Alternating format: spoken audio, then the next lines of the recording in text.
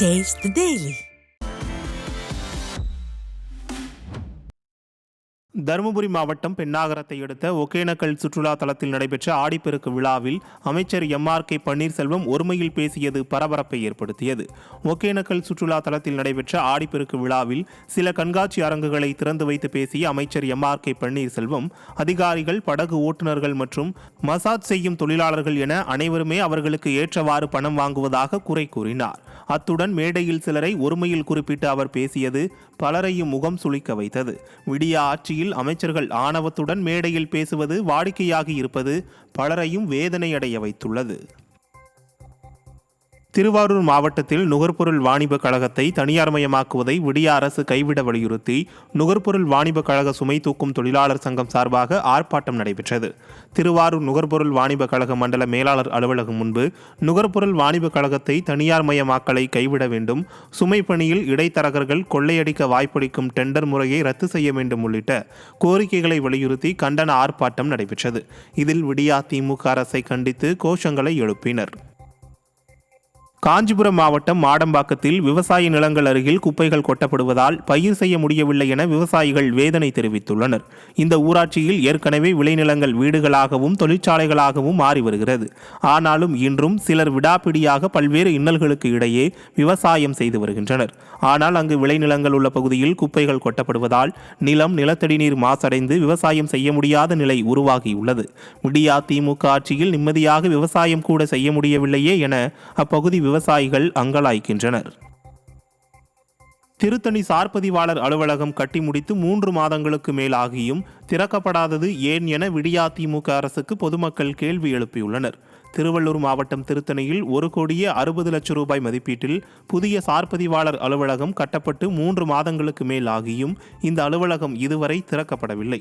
தற்போது தற்காலிக இடத்தில் செயல்படும் சார்பதிவாளர் அலுவலகம் இட நெருக்கடியில் சிக்கி தவிக்கும் நிலையில் அதற்கு தீர்வு தரும் வகையில் கட்டப்பட்ட புதிய அலுவலகம் எப்போது திறக்கப்படும் என விடியா அரசுக்கு பொதுமக்கள் கேள்வி எழுப்பியுள்ளனர்.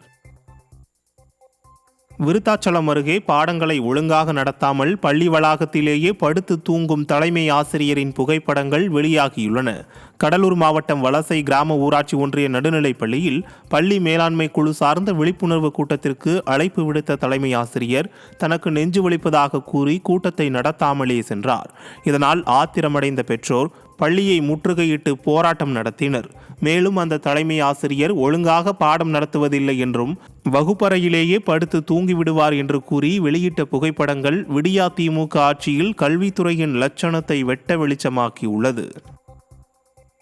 தென்காசி மாவட்டம் செங்கோட்டையில் 23 கவுன்சிலர்கள் பங்கேற்ற நகராட்சி சாதாரண கூட்டத்தில் 37 தீர்மானங்கள் முன்வைக்கப்பட்டு காரசார விவாதம் நடைபெற்றது. இதில் முத்துசாமி பூங்காவை பராமரிக்க பொதுமக்களிடம் 5 ரூபாய் வசூலிக்கும் முடிவை கைவிட வேண்டும், நகராட்சி எரிவாயு தகன மேடைக்கு சிலிண்டர் வாங்குவதில் உள்ள முறைகேடுகள் உட்பட 37 தீர்மானங்கள் குறித்து காரசார விவாதம் நடைபெற்றது. இதில் 5 தீர்மானங்களை ரத்து செய்ய கோரி அதிமுக உள்ளிட்ட 19 கவுன்சிலர்கள் நகராட்சி ஆணையரிடம் தனித்தனியாக மனு அளித்தனர். பொதுமக்களிடம் பணம் வசூல் செய்யும் திட்டமே விடியா அரசின் நோக்கம் என பலரும் குறை கூறுவது இதன் மூலம் உண்மையாகியுள்ளது. கடலூர் மாவட்டம் வேப்பூர் ஆட்டு சந்தையில் ஆடி 18 முன்னிட்டு 3 கோடி ரூபாய்க்கு மேல் ஆடுகள் விற்பனை செய்யப்பட்டது. வேப்பூரில் வாரந்தோறும் வெள்ளிக்கிழமை ஆட்டு சந்தை நடைபெற்று வருகிறது.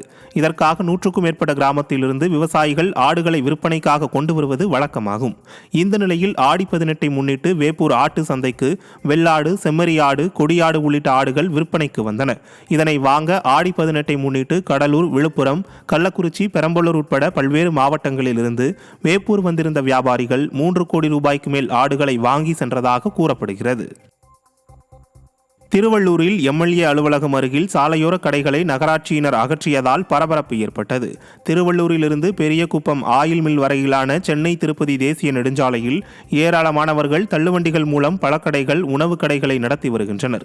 இது தொடர்பாக நகராட்சி நிர்வாகத்துக்கு புகார்கள் வந்ததை தொடர்ந்து தூய்மை பணியாளர்கள் மூலம் சாலையோர கடைகள் அகற்றப்பட்டது. விடியா ஆட்சியில் ஆக்கிரமிப்பு கடைகள் அகற்றப்படுவதற்கு முன்பு முன்னெச்சரிக்கை தகவல்கள் எதுவும் கொடுக்கப்பட்டதா, அவர்களின் வாழ்வாதாரத்துக்கான வழி என்ன என்பது குறித்து பலரும் கேள்வி எழுப்புகின்றனர். திருவண்ணாமலை மாவட்டம் செங்கம் அடுத்த புதுப்பட்டு கிராமத்தில் ஆடிப்பெருக்கு விழாவையொட்டி குலதெய்வத்தை வழிபட பாரம்பரிய முறையில் கிராம மக்கள் மாட்டு வண்டியில் சென்றனர். தங்கள் குலதெய்வமான நீப்பத்துறை சென்னியம்மன் கோவிலில் வழிபட வண்டி கட்டிக்கொண்டு உறவினர்களுடன் சென்ற காட்சியை வழிநெடுகிலும் இருந்த கிராம மக்கள் வியந்து பார்த்தனர்.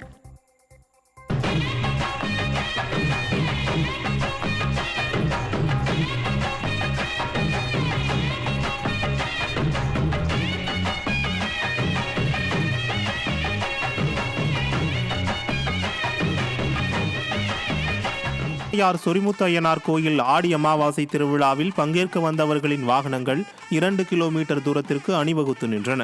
நெல்லை மாவட்டத்தில் பிரசித்தி பெற்ற காரையார் சொரிமுத்து அய்யனார் கோயிலில் வெகு விமர்சையாக கொண்டாடப்படும் ஆடி அமாவாசை திருவிழா வரும் 4ஆம் தேதி நடைபெறுகிறது.